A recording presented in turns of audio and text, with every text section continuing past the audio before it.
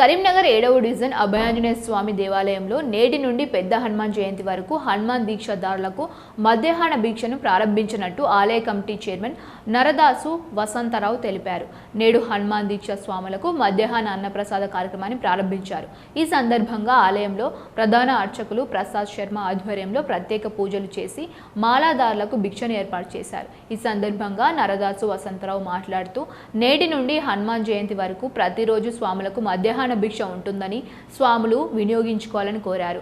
దాతల సహకారంతో గత 4 ఏళ్లుగా ఈ కార్యక్రమం చేపట్టినట్లు తెలిపారు. ఈ రోజు ఆశా దినేష్ విజ్ఞత దంపతులు అన్నదాతగా వ్యవహరించారని వారికి కృతజ్ఞతలు తెలియజేశారు.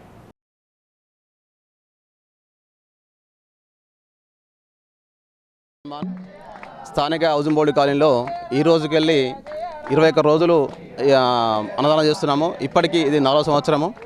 గత 4 సంవత్సరాల నుండి ఎంతమంది భక్తులు వచ్చినా మేము ఇక్కడ భక్తుల సౌకర్యార్థము చల్ల పందిలు కానీ కూలర్లు కానీ చల్లటి వాటరు అన్ని ఫెసిలిటీ కల్పిస్తున్నాము. భక్తులు ఎంతమంది వచ్చినా మేము అన్నదానం చేయడానికి సిద్ధంగా ఉన్నాము. దాతలు హౌసింగ్ బోర్డు కాలనీ కూడా చాలామంది వస్తున్నారు. ఇప్పటికి కూడా ఈరోజు కూడా దాతలతో చేస్తున్నాము. ఎంతమంది వచ్చినా పెట్టగలిగి సిద్ధంగా ఉన్నాము.